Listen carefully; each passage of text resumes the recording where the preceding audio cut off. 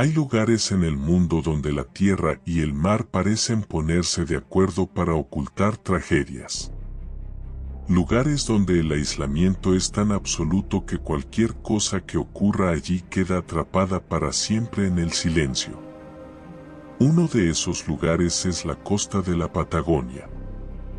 En el año de 1895, en pleno invierno austral, un imponente buque inglés de vapor llamado Astorian Prince navegaba frente a estas costas desoladas. No había faros suficientes. No existían mapas precisos. La civilización más cercana estaba a cientos de kilómetros de distancia. Aquella noche, una niebla espesa cayó sobre el océano Atlántico. Pesada. Casi sólida. Como una pared que devoraba cualquier rastro de horizonte. El silencio en el puente de mando era total. Solo se escuchaba el latido metálico y sordo de las calderas de carbón. El monstruo de hierro empujaba a través de un agua negra como la tinta. Pero hay algo que no termina de cerrar. El cuaderno de bitácora del primer oficial menciona un detalle inquietante. El vigía de proa divisó luces en el horizonte 3 horas antes del accidente. Luces que se movían a la misma velocidad que el barco, manteniendo una distancia constante, como si estuvieran escoltando al buque desde la oscuridad más profunda. Ningún otro marinero confirmó haberlas visto.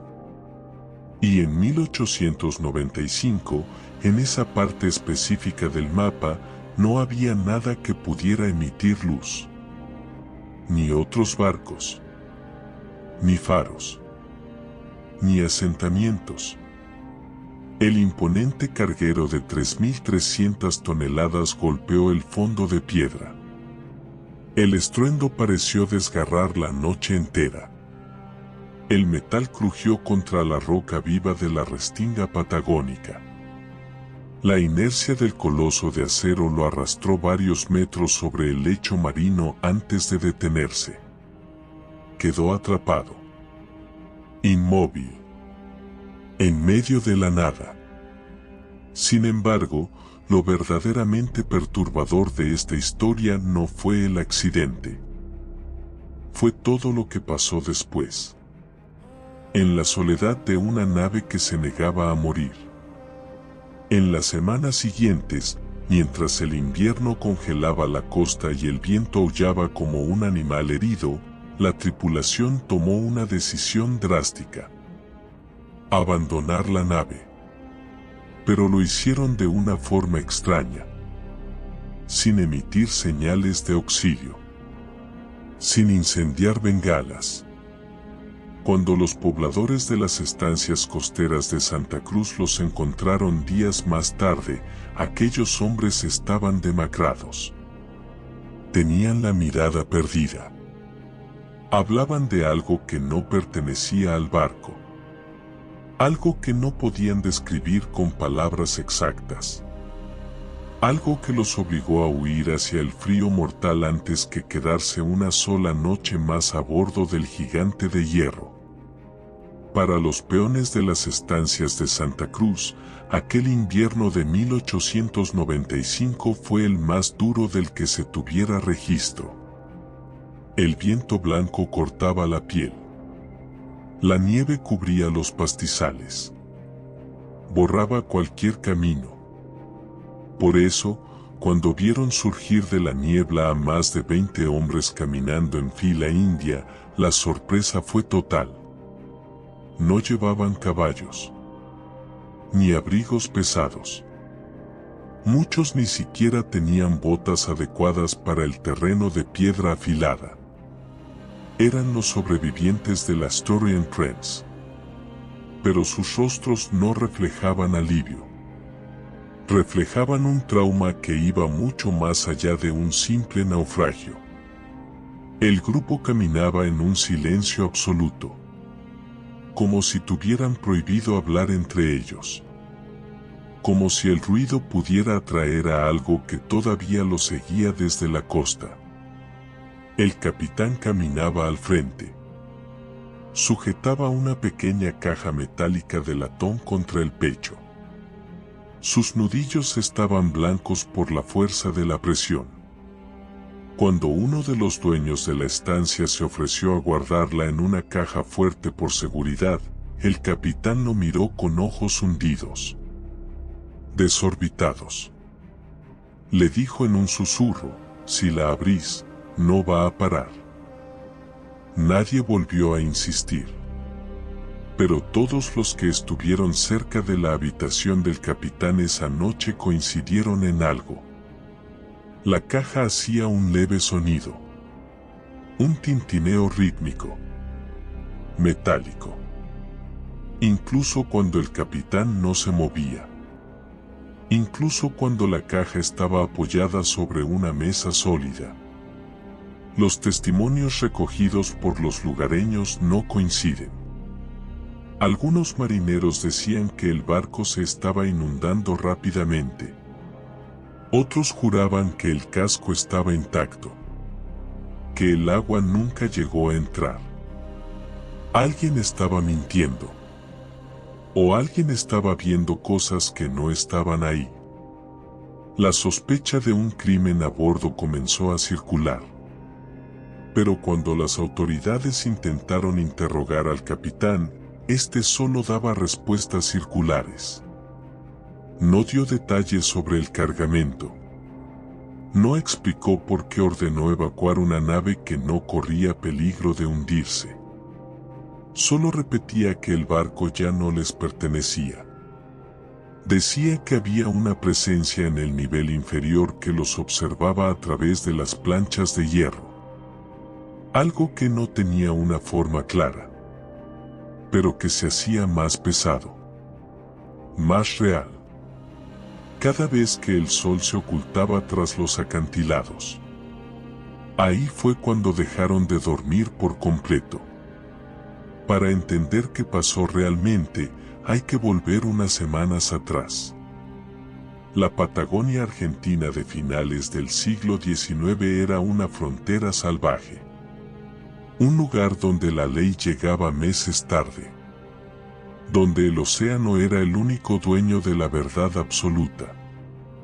El Astorian Prince era una maravilla de la ingeniería naval británica. Construida con planchas de hierro remachadas. Propulsada por un motor de vapor de última generación.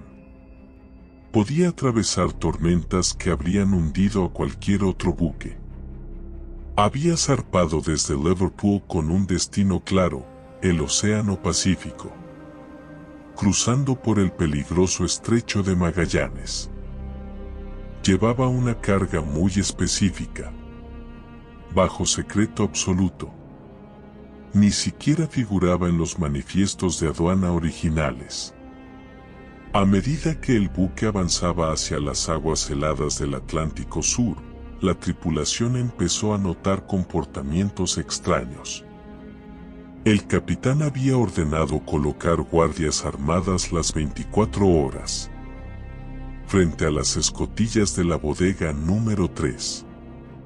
Pero lo inquietante era la posición de los guardias.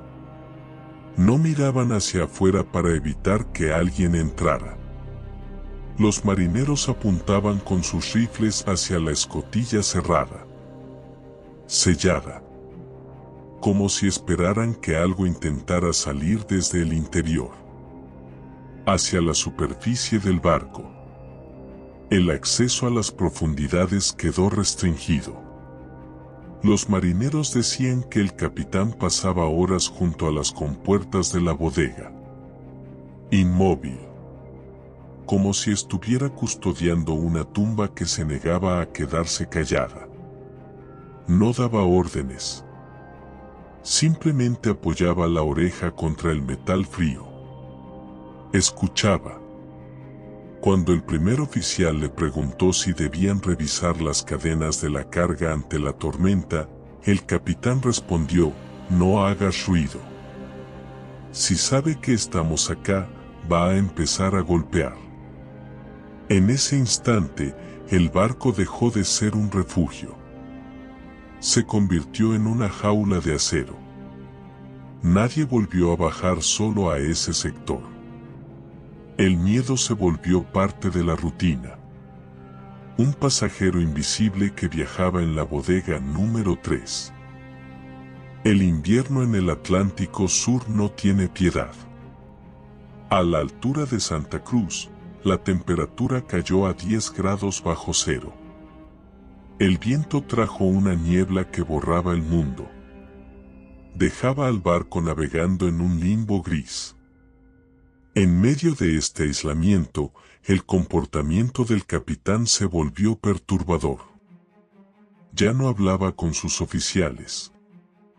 Sus ojos permanecían fijos en la nada, procesando una información que el resto de los 32 hombres desconocía. Hablaba poco, pero sus palabras eran demasiado específicas para ser simple locura. Una noche ocurrió algo que nadie pudo explicar. Fue en la sala de máquinas. El segundo oficial bajó a verificar la presión de las calderas. Encontró al capitán sentado directamente en el suelo sucio del pasillo, justo frente a la bodega número 3. Estaba a oscuras, sin su farol. Cuando el oficial lo iluminó, vio que el capitán tenía las manos apoyadas sobre el metal, sintiendo la vibración del motor. No se movía. Parecía estar en un estado de trance, en una comunión silenciosa con lo que sea que ocurriera del otro lado de la pared.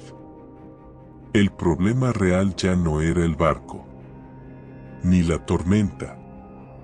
El segundo oficial se acercó con cautela. Le preguntó si se sentía bien. El capitán ni siquiera giró la cabeza. Con una voz extremadamente baja, dijo una sola frase: «Está contando los minutos». El oficial regresó de inmediato a la cubierta superior. Sentía una incomodidad que le recorría la espalda. No hubo gritos, pero la certeza de que el capitán sabía que habitaba en esa bodega era aterradora. Al día siguiente, bajo órdenes directas, el capitán mandó reducir la velocidad. Ordenó acercarse peligrosamente a la costa. Ignoró todas las advertencias sobre las rocas que se ocultaban bajo el agua. Estaba buscando algo, o intentaba dejar algo en tierra firme. El 2 de julio de 1895, a las 3 de la mañana, la niebla era tan espesa que el vigía no podía verse sus propias manos. De repente, un sonido desgarrador. Un sacudón violento arrojó a los hombres de sus literas. El Astoria en Prince había golpeado una restinga de piedra. Esas formaciones que esperan bajo la superficie como cuchillos. El impacto fue fuerte, pero el barco no tenía vías de agua importantes.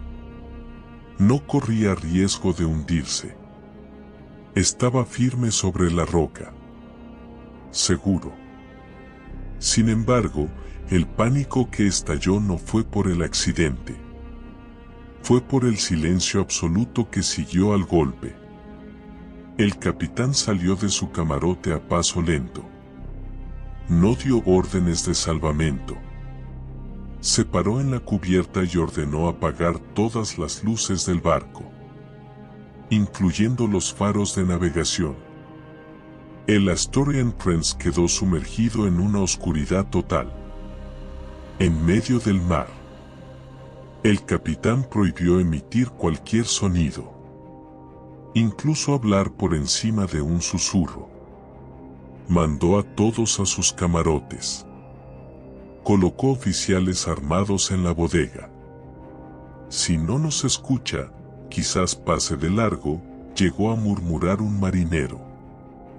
Fue entonces cuando ocurrió la escena que nadie olvidaría.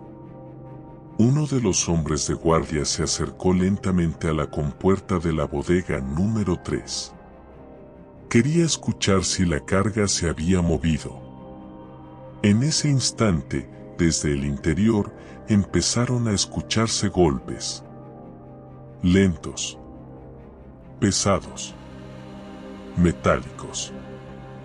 El marinero se quedó congelado. Y lo verdaderamente perturbador fue que los golpes desde adentro se detuvieron exactamente cuando el marinero dejó de moverse. Pero hubo algo más. Los golpes respondieron un segundo antes de que él volviera a moverse. Como si no lo estuviera siguiendo, sino anticipando. Como si lo que estaba del otro lado conociera sus intenciones antes que él mismo.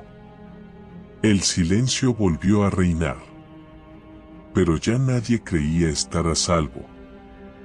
El silencio de las noches siguientes quebró la cordura de los hombres. El frío era extremo. La niebla se negaba a disiparse. Los marineros permanecían en sus literas en la oscuridad, escuchando cómo el metal del barco transmitía cada pequeña vibración. Pero algunos aseguraron algo que la historia oficial prefería ignorar. Los golpes no siempre venían desde las bodegas. A veces, se escuchaban justo del otro lado de la pared de sus propios camarotes. En niveles de la nave donde no debería haber nadie caminando. Los ruidos en la bodega número 3 se volvieron constantes. Una presencia rítmica que marcaba las horas. Pero no eran los crujidos naturales de un barco encallado. Eran sonidos que respondían directamente a los movimientos de la tripulación.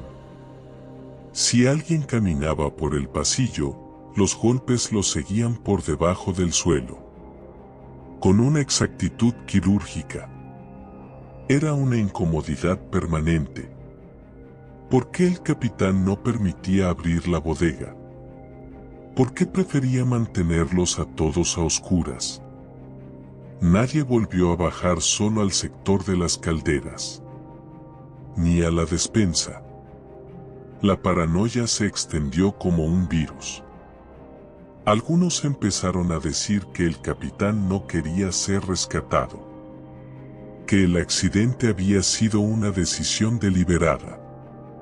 Los hombres aseguraron haber visto al capitán arrojar por la borda los documentos de navegación, las brújulas, las cartas náuticas.